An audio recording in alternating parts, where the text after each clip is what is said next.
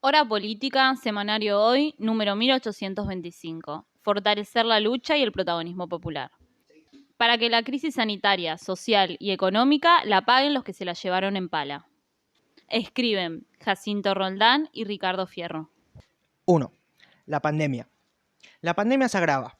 Crecen los contagios y fallecidos en los conglomerados de las grandes ciudades. Se multiplican los brotes en numerosas provincias y el sistema sanitario, pese a los esfuerzos realizados para fortalecerlo, amenaza con ser desbordado. Los contagios suman 167.416 personas, 3.082 muertes y 72.575 recuperados, al 28 de julio. Jujuy está al borde de un colapso sanitario. Salta, Rosario y Santa Cruz retroceden en la apertura. Mendoza ya tiene transmisión comunitaria. El gobierno de Buenos Aires ofrece 500 pesos diarios a enfermos que se internen en los centros de aislamiento. El sistema sanitario enfrenta situaciones de falta de material de seguridad, agotamiento de trabajadores de la salud por largas jornadas de trabajo y bajos salarios. Se multiplican los contagios y los sufrimientos en las villas, asentamientos, barrios populares y también en los geriátricos. Al mismo tiempo, las decisiones sobre apertura de comercios y fábricas aumentan las protestas de los trabajadores por la falta de medidas de seguridad en los lugares de trabajo.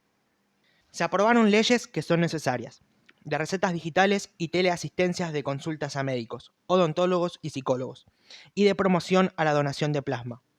Además, hay varias vacunas probándose en grupos humanos y podrían estar disponibles a comienzo de 2021.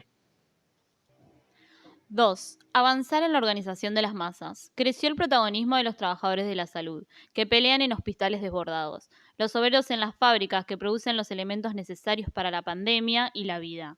Tomamos el ejemplo de los trabajadores de Mondelez Pacheco y su comisión interna, luchando por las medidas sanitarias y los salarios.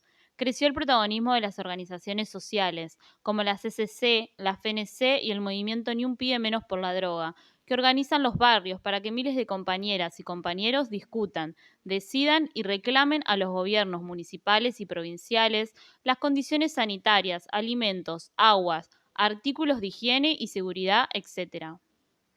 La situación sanitaria es grave y crece el hambre. Además, siguen los despidos y las suspensiones.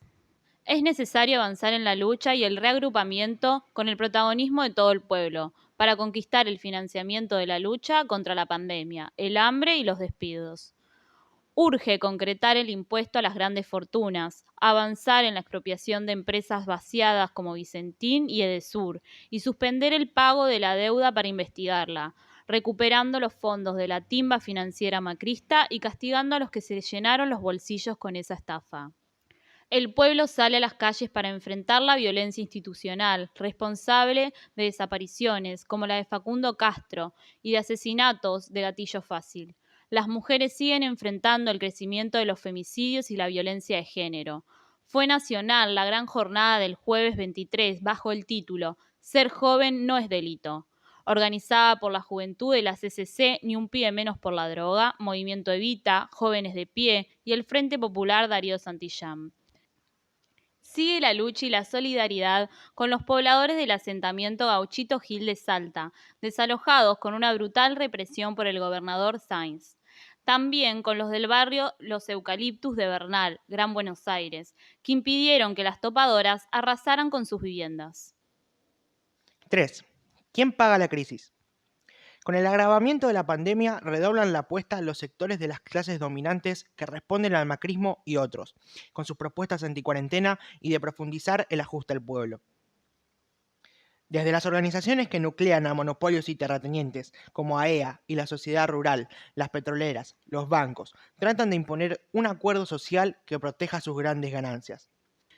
Ahora se formó el Consejo Agroindustrial Argentino, una organización heterogénea que promueve el plan de Coninagro de exportar 100.000 millones de dólares. La base de esa propuesta es la exportación y el latifundio, no el mercado interno y la pequeña y mediana producción agraria y chacarera. No toca la extranjerización de la tierra. Es un gran negocio de un puñado de monopolios exportadores y la oligarquía latifundista, que dejará sin trabajo a una masa de trabajadores rurales y liquida la pequeña y mediana producción agraria y chacarera.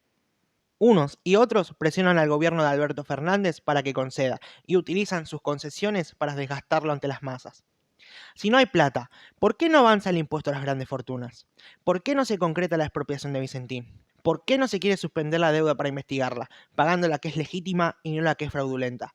Así como se investiga el espionaje macrista, debe investigarse la timba financiera, recuperando esos fondos mal habidos y castigando a los responsables.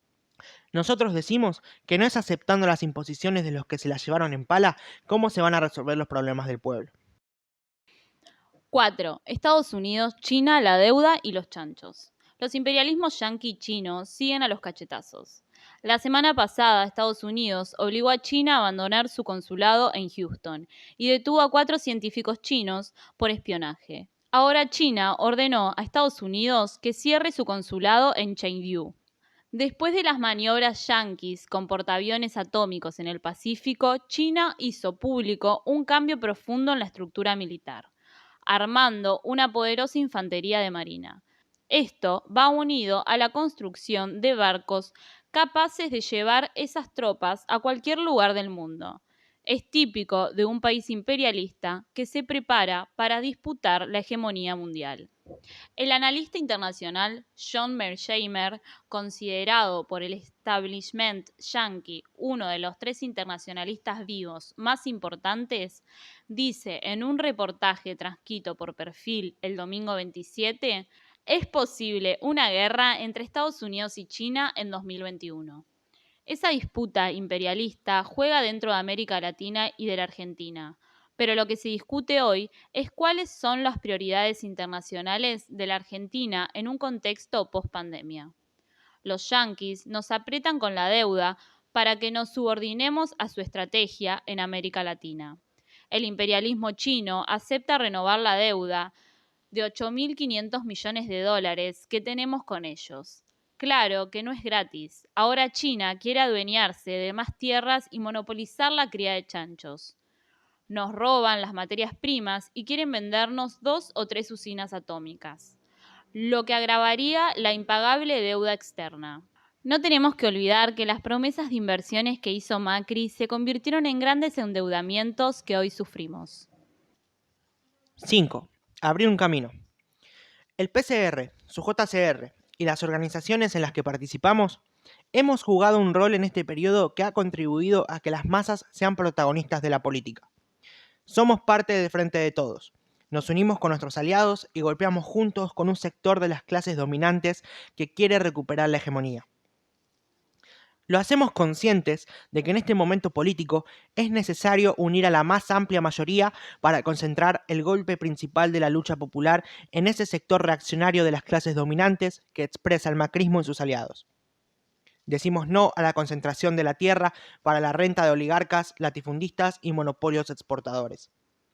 Impulsamos la lucha para que la tierra sea un bien de trabajo de millones de familias campesinas, jóvenes y originarias, garantizando la soberanía alimentaria de todos los argentinos y aportando a la exportación con valor agregado. Luchamos por una política para que nuestra patria vuelva a tener una industria nacional al servicio del pueblo, recuperando nuestros ferrocarriles, la industria naval y la marina mercante nacional, nuestros puertos y nuestra banca. Para que YPF sea un pilar de la industria petrolera nacional que acabe con la imposición de los precios de los combustibles por las petroleras imperialistas. La derrota del macrismo por el Frente de Todos, la organización de las masas frente a la pandemia, crea mejores condiciones para la lucha popular.